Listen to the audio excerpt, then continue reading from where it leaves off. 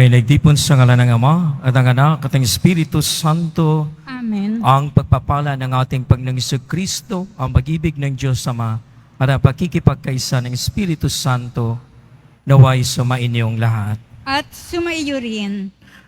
Mga kapatid, sa unang pagbasa, marinig natin ang 10 utos ng Diyos sa ating pagtupad nito sa nakatagpo rin nating Diyos.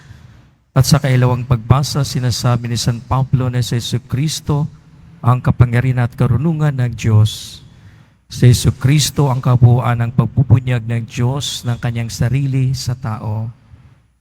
Kaya upang tayo maging marapat gumanap sa banal na pagdiriwang, aminin natin ang pagsisihan ang ating mga kasalanan.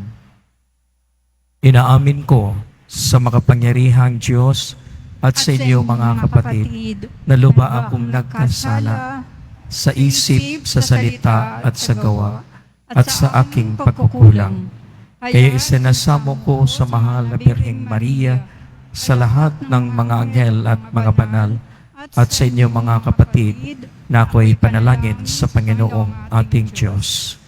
Kawan tayo ng makapangyarihang Diyos, patawarin tayo sa ating mga kasalanan, at patnubayan tayo sa buhay na walang hanggan. Amen. Panginoon, kaawaan mo kami. Panginoon, kaawaan mo kami. Kristo, kaawaan mo kami. Kristo, kaawaan mo kami. Panginoon, kaawaan mo kami. Panginoon, kaawaan mo kami.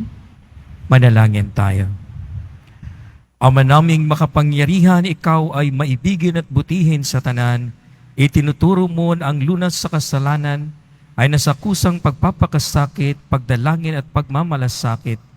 Tunghayan mo ang aming pag-amin sa nagawang pagsuway upang sa pagtira pa ng aming budhi sa iyong harap, kami lagi mong maibangon dahil sa iyong pag-ibig na tapat sa pamamagitan ni Jesucristo kasama ng Espiritu Santo, magpas sa walang hanggan. Amen. Magsiupo muna po ang lahat.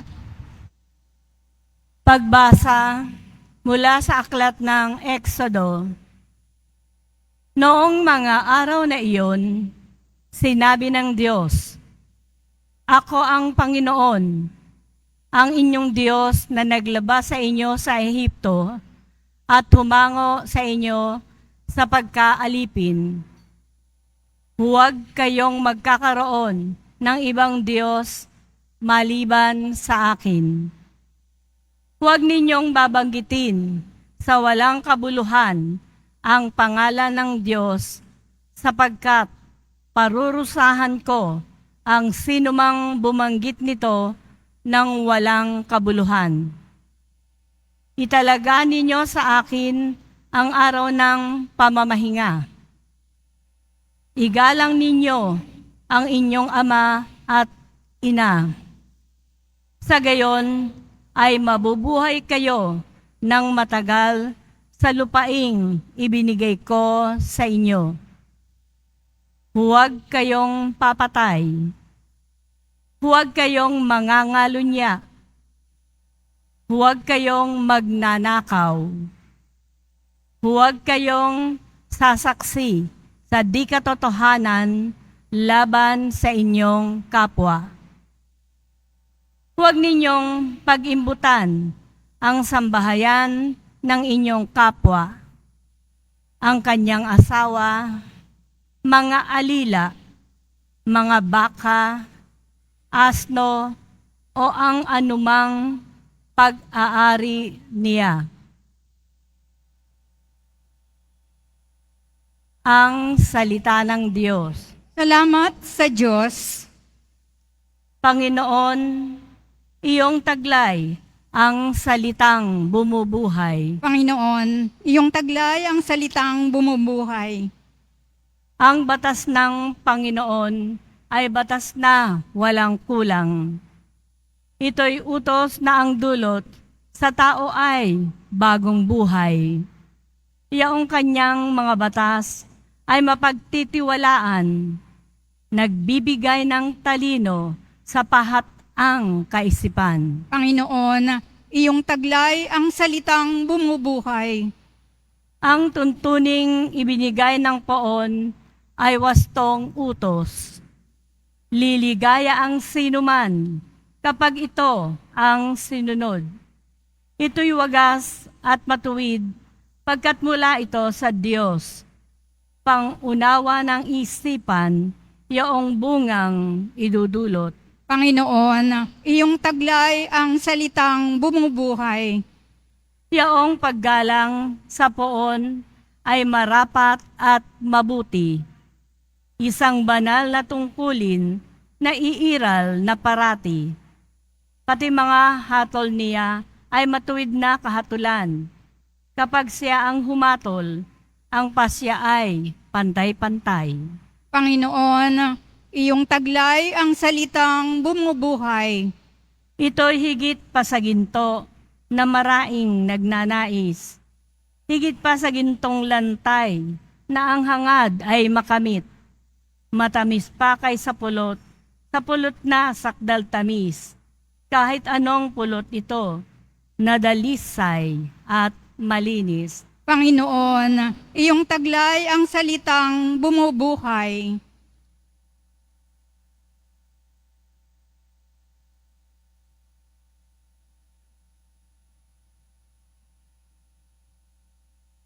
Pagbasa mula sa unang sulat ni Apostol San Pablo sa mga taga-Korinto. Mga kapatid, ang mga Hudyo'y humihingi ng kababalaghan bilang katunayan. Karunungan naman ang hinahanap ng mga Griego. Ngunit ang ipinangangaral namin si Kristong ipinako sa krus, isang katitisuran sa mga Hudyo at kahangalan para sa mga hentil. Subalit sa mga tinawag ng Diyos, mga Hudyo at Griego, si Kristo ang kapangyarihan at karunungan ng Diyos. Sapagkat ang inaakala nilang kahangalan ng Diyos ay karunungan higit kaysa lahat ng karunungan ng tao, at ang inaakala naman ng kahinaan ng Diyos ay lakas na higit sa lahat ng kalakasan ng tao. Ang salita ng Diyos. Salamat sa Diyos. Magsitayo na po ang lahat.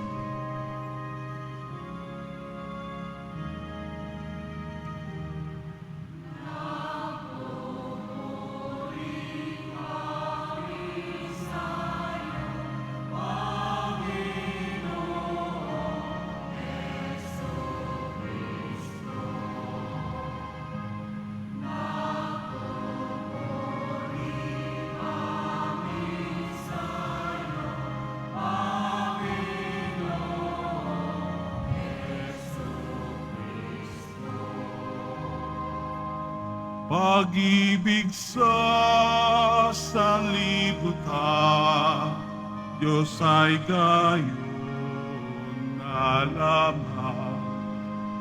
Kanyang anak ibinigay upang mabuhay kailanman ang nadadalig na tunay.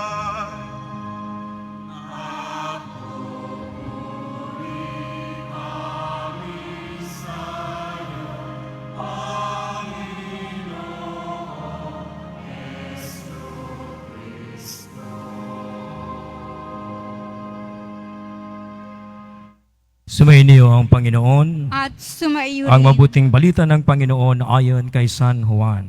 Papuri sa iyo, Panginoon. Malapit ng Pasko ng mga Hudyo, kaya't pumunta sa Jesus sa Jerusalem. Nakita niya sa templo ang mga nagbibili ng mga baka, mga tupat, mga kalapati, at mga namamalit ng salapi. Gumawa siya ng isang panghagupit na lubid at ipinagtabuyang palabas sa mga nangangalakal, pati mga baka at tupa. Isinabog niya ang salapi ng mga namamalit at pinagtataubang kanilang mga hapag. Sinabi niya sa mga nagbibili ng kalapati, "Alisin niyo rito ang mga iyan, huwag ninyong gawing palengke ang bahay ng aking ama." Naalala ng kanyang mga kaalagad na sinasabi sa kasulatan, "Ang aking malasakit sa iyong bahay ay parang apoy na nag-aalab sa puso ko." Dahil dito itinunong siya ng mga Hudyo, anong tanda ang may bibigay mo upang patunayang may karapatan kang gawin ito? Tumugon si Jesus, gibain ninyo ang templong ito at muli kong itatayo sa loob ng 3 araw. Sinabi ng mga Hudyo, 46 na taon na ginawa ng templong ito at itatayo mo sa loob lamang ng 3 araw. Ngunit ang templong tinutukoy na Jesus ay ang kanyang katawan. Kaya't nang siya'y muling mabuhay, naalala ng kanyang mga alagad na sinabi niya ito at naniniwala sila sa kasulatan at sa mga sinasabi ni Jesus. Nang pista ng Pasko na sa Jerusalem sa Jesus, marami ang sumasampalataya sa kanya nang makita nila ang mga kababalaghang ginawa niya. Subalit hindi nagtiwala sa kanila si Jesus sapagkat kilala niya silang lahat. Hindi na kailangang may magsalita pa sa kanya tungkol sa kaninuman sapagkat talastas niya ang kalooban ng lahat ng tao. Ang mabuting balita ng Panginoon. Pinupuri ka namin, Panginoong Heso Kristo. Magsiupo muna po ang lahat. Pamilyar po sa atin ang ating ebanghelyo, ang paglilinis ng templo ng Diyos. Kung kaya atin din po nang tingnan ang kultura ng mga Hudyo at kung ano ang ipinapahayag ng ating Panginoon si Kristo. Ang templo po ay sentro almost ng buhay ng mga Hudyo. Hindi lamang po ito pangrelihiyon, economics, maging kapangyarihan ay naroroon na nakapalibot sa templo, lalo na ito ay nasa Jerusalem.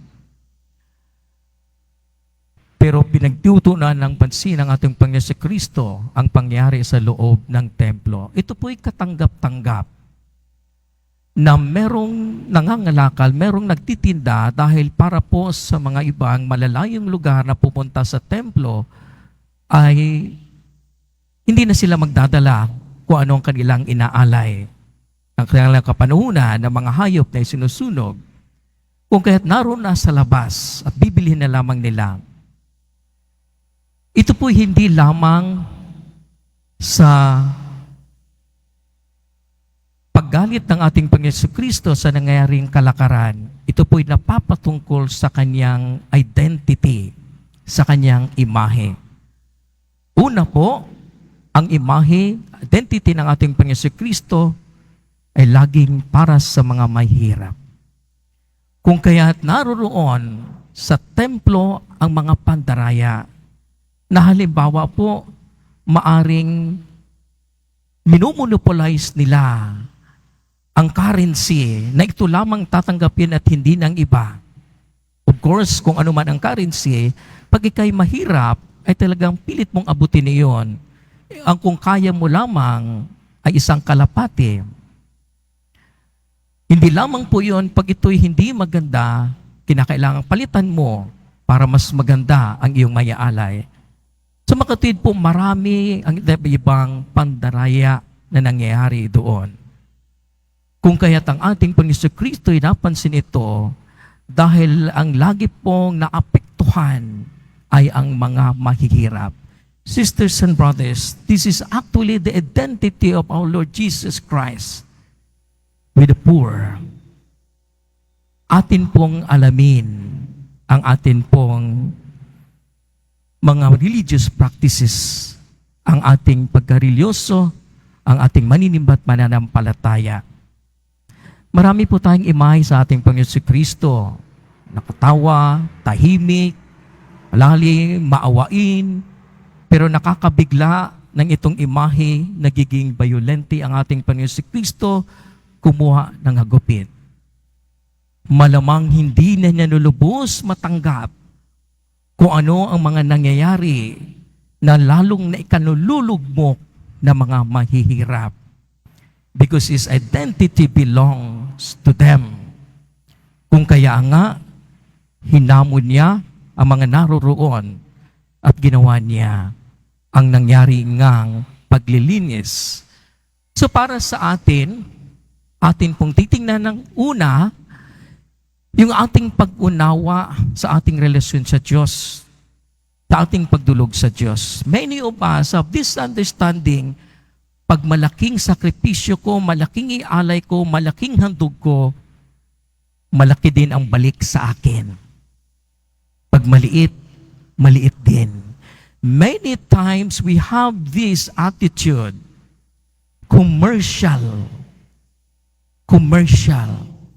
Kailangang magsimba ako sa ganitong araw, magdidibusyon ako, magrirosaryo ako, dahil ang sa isip natin merong kapalit.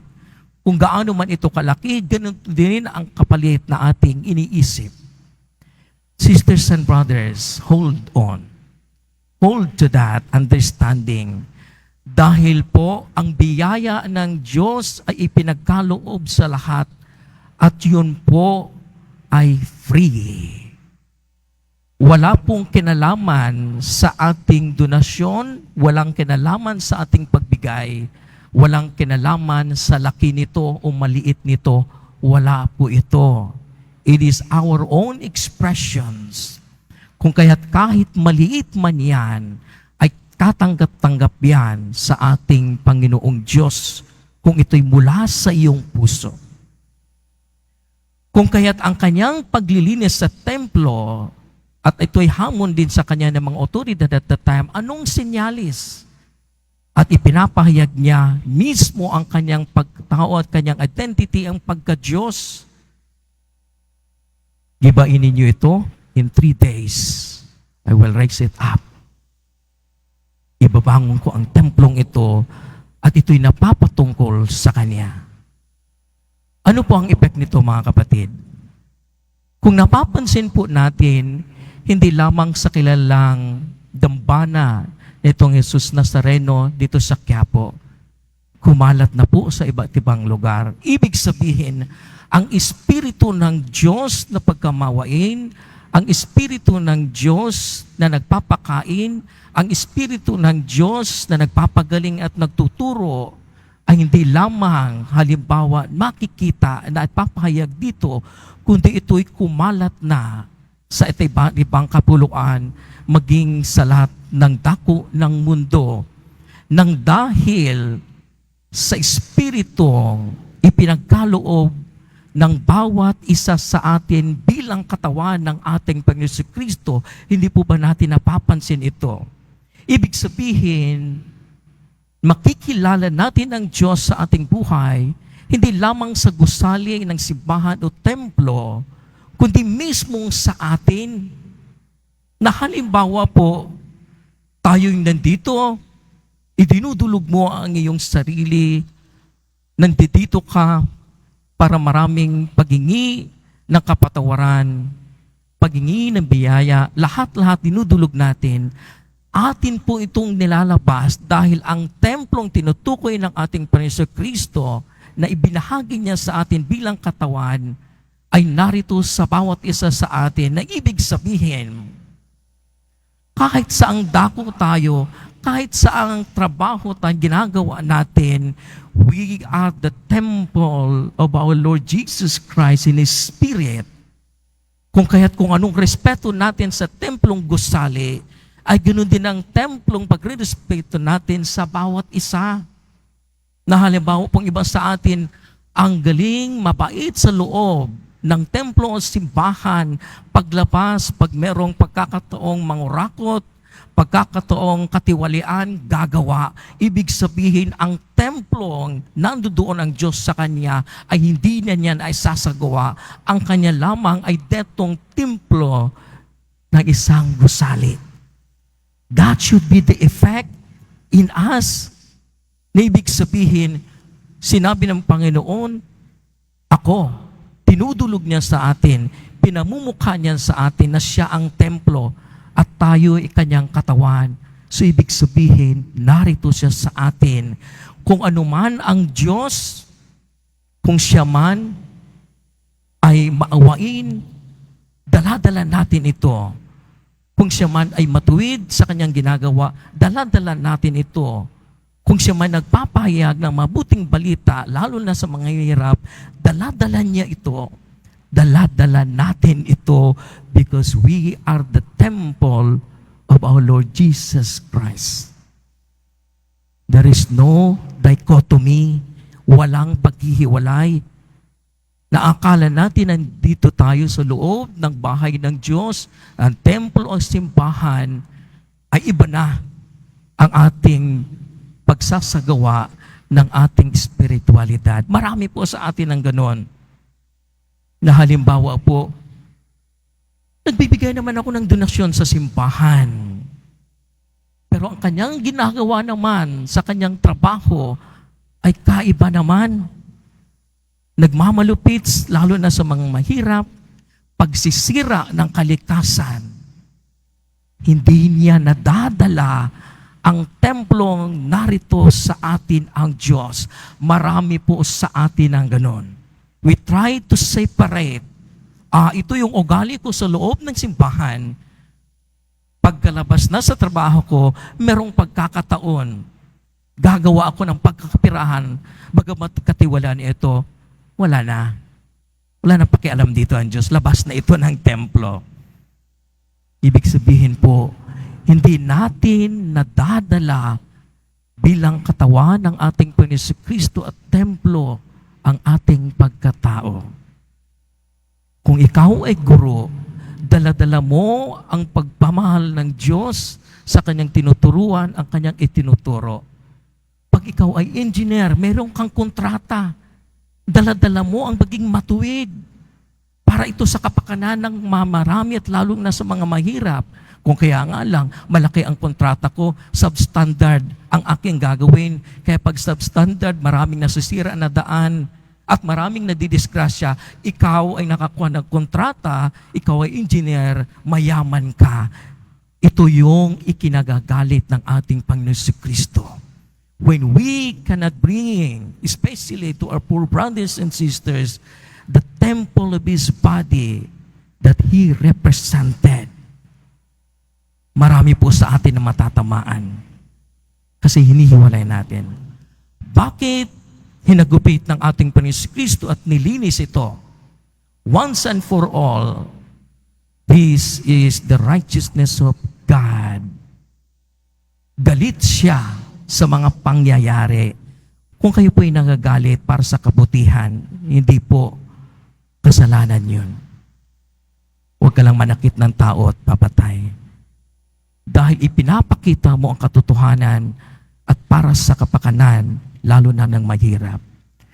Para po pang iniisip ng ating Panginoon Kristo, sobra na ito, malaking pamamalabis na ito, malaki na ang pagkasira sa totoong imahe ng Diyos. Kailangan kong linisin ito. Now for us, tayo po ang templo. Ano po yung hahambalusin ng ating Panginoon Kristo sa ating pagkatao? Baka yun po ang dahan-dahan nating tanggalin. Dahan-dahan na mga katiwalian sa ating buhay. And this is the season of Lent, Kwaresma, ating pagkakataon na maglilinis tayo ng ating buhay dahil ito ay tahanan ng ating Panginoong Hesukristo. So sisters and brothers, it is not this building, it is not the building of the other churches that we have. It is and foremost the very temple of God in His Spirit in us that we have to clean. Yun yung ating lilinisin. Magsitayo na po ang lahat.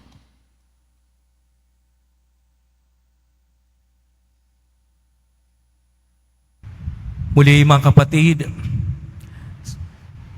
sumasampalataya ako sa Diyos samang makapangyarihan sa lahat ng may gawa ng langit at lupa. Sumasampalataya ako kay Kristo, iisang anak ng Diyos, Panginoon nating lahat, nagkataong tao siya lalang ng Espiritu Santo, pinanganak ni Santa Maria ang Birhen, pinagpakasakit ni Poncio Pilato, pinako sa krus, namatay, inilibing, nanaog sa kinaruruunan ng mga yumao, nang may ikatlong araw na buhay na maguli, umakyat sa langit, naluklok sa kanan ng Diyos amang makapangyarihan sa lahat. Doon magmumulang paririto at hukom sa nangabubuhay at nangamatay na tao. Sumasampalataya naman ako sa Diyos Espiritu Santo, sa banal na simbahang Katolika, sa kasamahan ng mga banal, sa kapatawaran ng mga kasalanan, sa pagkabuhay ng muli ng nangamatay na tao, at sa buhay na walang hanggan. Amen. Mga kapatid, manalangin tayo sa dakilang Ama upang makapag-alay tayo sa Kanya ng dalisay ng pagsamba. Sa bawat kailingan, sabihin natin, Panginoon, dinggin mo ang iyong bayan. Panginoon, dinggin mo ang iyong bayan. Makita nawa namin ang aming kapwa bilang bahagi ng katawan ni Kristo na ang karapatan at kapakanan ay kailangang igalang at ipagtanggol. Manalangin tayo. Panginoon, dinggin mo ang iyong bayan. Magtulungan nawa ang mga pinuno ng simbahan at pamahalaan tungo sa pagpapaunlad ng buhay ng bawat mamamayan, lalo na sa mga maliliit sa lipunan. Manalangin tayo. Panginoon, dinggin mo ang iyong bayan. Isa puso nawa namin ang 10 utos ng Diyos at ang pagtupad namin sa mga ito ay maging tanda nawa ng aming pag-ibig at pananalig sa Kanya. Manalangin tayo. Panginoon, dinggin mo ang iyong bayan. Pahalagahan nawa namin ang aming mga katawan bilang templo ng Espiritu Santo at talikdan ang mga gawaing mahalay, marahas at makapipinsala sa aming pagkatao at sa aming kapwa. Manalangin tayo. Panginoon, dinggin mo ang iyong bayan. Makatagpo nawa sa Diyos ang mga may kapansanan, ang mga naghihingalo at ang mga makasalanan ng ginhawa ng kapanatagan ng buhay na walang hanggan. Manalangin tayo. Panginoon, dinggin mo ang iyong bayan. Ama, dalisayin mo ang aming mga puso, tulungan mo kaming mahalin ka at paglingkuran ng buong katapatan. Hiniling namin ito sa ngalan ni Kristo, ang aming Panginoon. Amen. Amen. Magsiupo muna po ang lahat.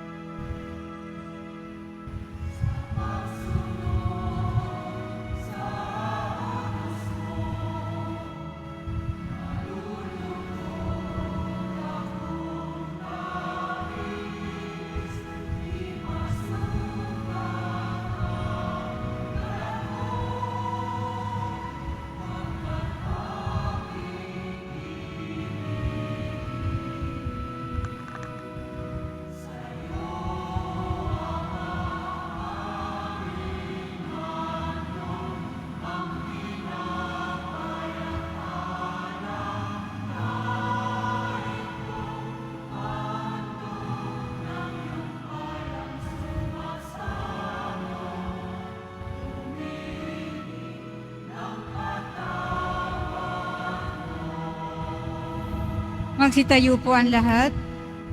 Manalangin kayo mga kapatid upang pag-ain natin ay kaulugtan ng Diyos sa mga makapangyarihan sa lahat. Tanggapin nawa ng Panginoon itong paghahain sa iyong mga kamay, sa kapurihan niya at karangalan, sa ating kapakinabangan at sa buong sambayanan niyang banal. Ama naming lumikha, kalugdan mo ang aming paghahain upang ang mga kasalanan naming inihingi ng kapatawaran sa iyo ay matutuhan din naming ipagpatawad sa kapwa-tao sa pamamagitan ni Jesu Kristo kasama ng Espiritu Santo magpasawalang hanggan. Amen. Sumainyo ang Panginoon. At sumaiyo rin. Itaas sa Diyos sa inyong mga puso at diwa. Tinaas na namin sa Panginoon. Pasalamatan natin ang Panginoong ating Diyos. Marapat na siya ay pasalamatan. Ama naming makapangyarihan, tunay ngang marapat na ikaw ay aming pasalamatan sa pamamagitan ni Yesu Kristo na aming Panginoon. Binibigyan mo kami ng bagong pagkakataon upang ganapin ang paghahanda ngayon para sa pagdiriwang na muling pagkabuhay kaisa ng iyong anak na minamahal. Aming inilalaan ang panahon, talino't yaman para ganapin ang iyong kalooban ng kapwa-tao'y lubos na damayan sa pagdiriwang namin sa aming pagsilang bilang mga kaanib ng iyong sambayanan. Kami iyong pinagkakamit ng katayuang ganap sa pagtatangkilik. Kaya kaisa ng mga anghel na nagsisiawit ng papuri sa iyo nang walang humpay sa kalangitan, kami nagbubunyi sa iyong kadakilaan.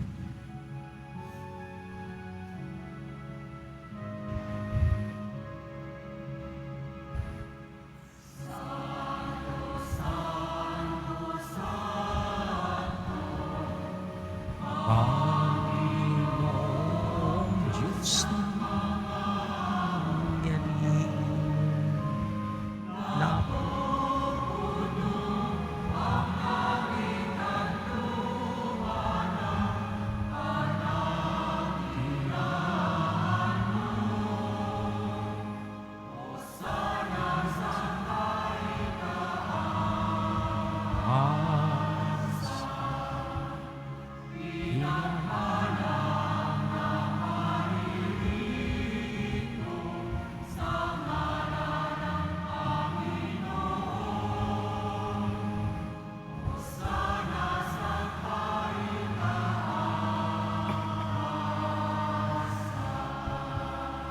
Magsiluhod po ang lahat. Ama naming banal, ikaw ang bukal ng tanang kabanalan, kaya't sa pamamagitan ng iyong Espiritu gawin mong banal ang mga kaloob na ito upang para sa aming magiging katawan at dugo ng aming Panginoong Hesu Kristo. Bago niya pinagtiis ang kusang loob na maging handog, hinawakan niya ang tinapay, pinasalamatan kanya. Pinaghati-hati niya na tinabot sa kanyang mga alagad at sinabi, tanggapin ninyong lahat ito at kanin, ito ang aking katawan na ihahandog para sa inyo.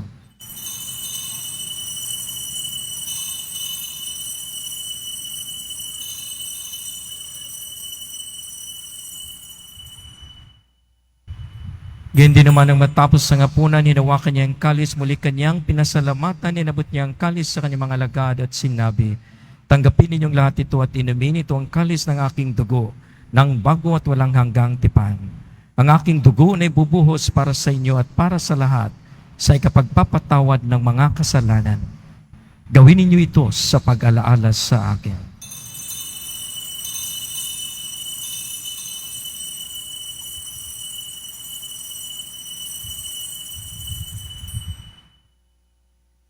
Pagbunyan natin ang misteryo ng ating pananampalataya. Si Kristo'y namatay, si Kristo'y nabuhay, si Kristo'y babalik sa wakas ng panahon. Ama, ginagawa namin ngayon ang pag-alaala sa pagkamatay at muling pagkabuhay ng iyong anak, kaya tinaalay namin sa iyo ang tinapay na nagbibigay buhay at ang kalis na nagkakaloob ng kaligtasan. Kami nagpapasalamat dahil kami yung minarapat na tumayo sa harap mo para maglingkod sa iyo. Isinasamo namin kami magkasalo-salo sa katawan at dugo ni Kristo ay mabuklod sa pagkakaisa sa pamamagitan ng Espiritu Santo. Amalingapin mo yung simbahang laganap sa buong daigdig, puspusin mo kami sa pag-ibig, kaisa ni Francisco na aming Papa at ni Jose na aming Obispo at ng Tanang Kaparian. Alalahanin mo rin ang mga kapatid naming nahimlay na may pag-asang sila muling mabubuhay, gayon din ang lahat ng mga pumanaw. Kawaan mo sila at patuloyin sa iyong kaliwanagan. Kawaan mo at paging dapating kaming lahat na makasalo sa iyong buhay na walang wakas. Kaisa ng mahal na Birheng Maria na ina ng Diyos, ng kabiyak ng puso niyang si San Jose, kaisa ng mga apostol ni San Juan Bautista at ng lahat ng mga banal na musa daigdig ng kalugod-lugod sa iyo. Maipagdiwang naman namin ang pagpupuri sa ikararangal mo sa pamamagitan ng iyong anak na aming Panginoong Hesu Kristo.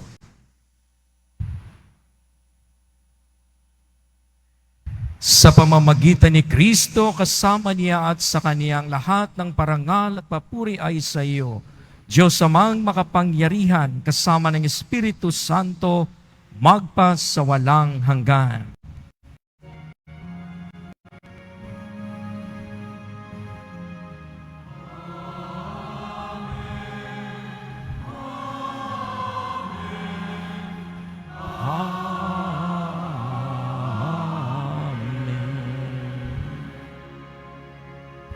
Sa tagubilin ng nakagaling na utos sa turo ni Jesus na Panginoon natin at Diyos, ipahayag natin ang lakas loob.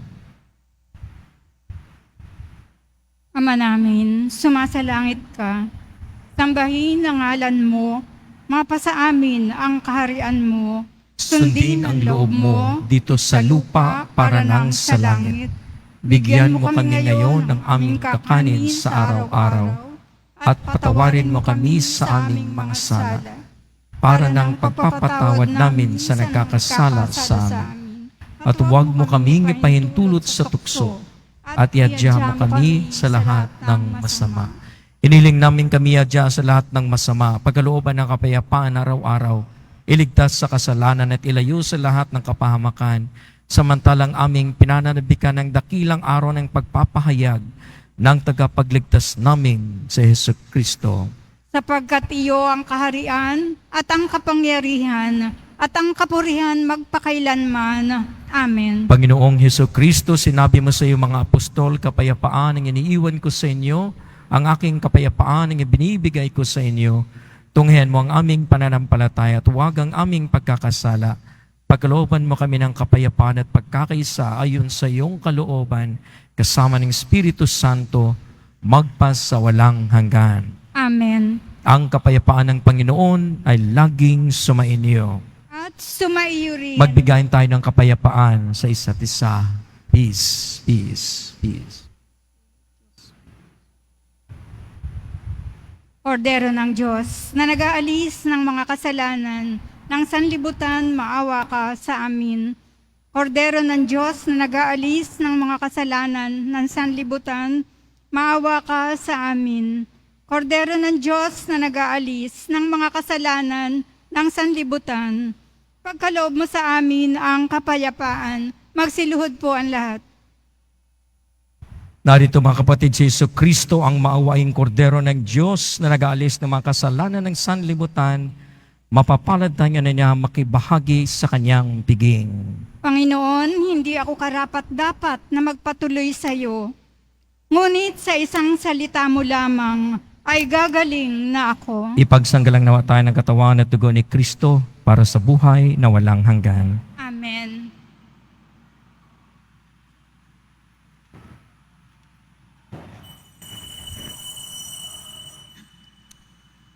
Para po sa lahat ng tatanggap ng banal na komunyon, sasagot po tayo ng amen. Pagkasabi ng pari o ng lay minister ng katawan ni Kristo at isubo agad sa bibig bago umalis sa harapan ng pari o lay minister. Sumunod po tayo. Maraming salamat po.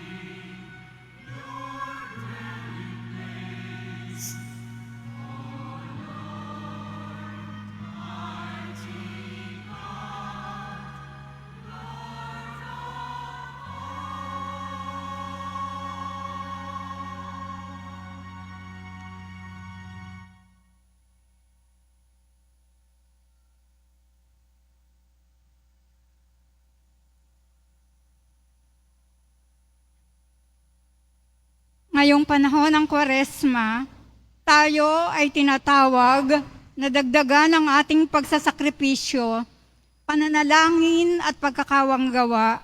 Kaugnay nito, magkakaroon po tayo ng second collection para sa pondo ng Alay Kapwa. Ang malilikom dito ay gagamitin upang tumugon sa mga pangangailangan ng ating mga kapatid na may sakit, nagugutom, at naging biktima ng iba't ibang kalamidad. Tinatawagan po tayo ng ating mahal na Arsobispo, Jose Cardinal Advincula, na maging bukas palad sa ating kapwa. Ang lahat po ay inaanyaya.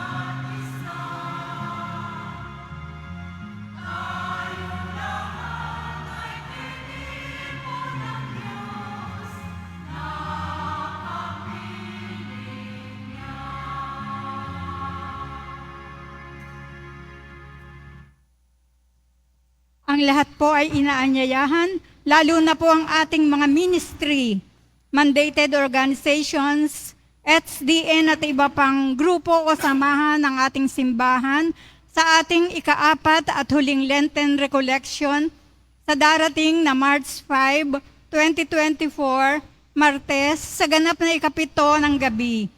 Dito po sa ating simbahan, ang ating tagapagsalita sa araw na ito ay si Reverend Father Daniel Estacio, Resident Priest ng Immaculate Conception Cathedral, Diocese of Pasig, na may temang Poong Jesus Nazareno sa mukha ng kapwa, Series 4, Kabataan. Inihahandog po ng simbahan ng Quiapo ang Nazareno Medallion. Ito po ay nagkakahalaga ng 20 pesos at mabibili sa ating Paris Finance Office. Ang Nazareno Medallion tuwing Biyernes at Linggo ay mabibili rin sa mga booth o tent sa may BPI Quezon Boulevard at sa Benedict Building ground floor, Evangelista Street, mula alas 7 ng umaga hanggang alas 6 ng gabi. Mabibili pa rin po ang ating opisyal na imahen ni Jesus Nazareno. Ang large size ay nagkakahalaga ng 2,500 pesos, ang medium size ay 1,000 pesos, at ang small size ay 600 pesos. Ang mga ito ay mabibili lamang sa ating Paris Finance Office. Ang mga oras po ng ating Finance Office tuwing Lunes hanggang Huwebes at Sabado ay alas 8 ng umaga hanggang alas 4:45 ng hapon. Tuwing Biyernes at Linggo ay alas 7 ng umaga hanggang alas 6:45 ng gabi. Ang malilikom po na pondo ay gagamitin sa pagsasaayos ng ating Adoration Chapel at Baptistry. Ang Nazarene Catholic School, ang paaralan po ng Basilica Minor at Pambansang Dambana ni Jesus Nazareno, ay tumatanggap na ng mag-aaral mula sa preschool hanggang senior high school para sa school year 2024-2025 sa mga mag-aaral na papasok para sa grade 1 at grade 7. Ang paaralan po ay magbibigay ng libreng mga libro sa darating na pasukan para sa taong 2024-2025. Mayroon din pong academic discount sa mga mag-aaral na kabilang sa top 10 na papasok ng grade 1 at grade 7.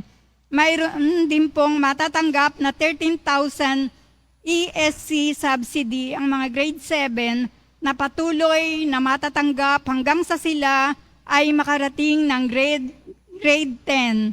Bukod pa po dito, ang lahat ng mga mag-aaral na papasok bilang grade 11 mula sa public school ay maaari pong mag-enroll ng libre at wala nang babayaran hanggang sa siya ay makatapos ng senior high school.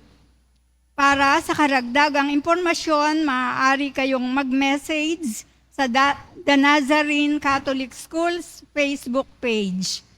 Para sa iba pang tulong, pang-edukasyong pinansyal, diskwento at mga scholarship, maaari ninyong tawagan ang mga sumusunod na numero: 8733-9929, 8244-5609, 0966-211-2152.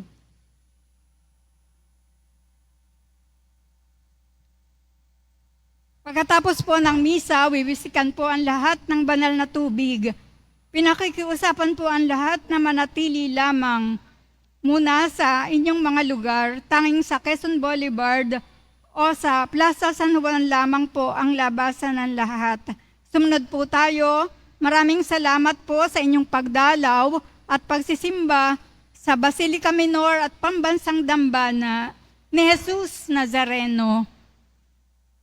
Magsitayo na po ang lahat. Manalangin tayo. Ama naming mapagmahal, sa pakikinabang namin sa iyong banal na piging, pinagsasalo-saluhan namin ang bigay mong pagkain. Ang ginaganap namin ngayon sa pagdiriwang ay lubos nawang mangyari sa gawain namin araw-araw.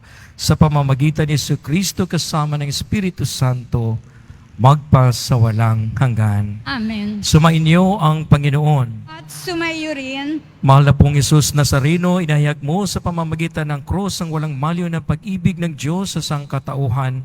Pakinggan mo ang kailingan ng iyong angkan na nagsusumamo sa iyo. Makamtanawan nila ang iyong katugunan at tanggapin ang kasagutan ng may utang na loob na tinatanaw. Basbasan din po ninyo ang mga daladala nilang mga imahin at dasalan sa pamamagitan ng bendisyon na ito, naway maalala nila ang mga pangako nila noon sa binyag na ikaw ay ang kanilang ibigin at paglingkuran bilang Panginoon magpasawalang hanggan. Amen. At pagpalain kayo ng makapangyarihang Diyos, Ama, Anak, at ng Espiritu Santo. Amen. Pumayo kayong taglay ang kapayapaan ng Poong Jesus Nazareno. Salamat sa Diyos.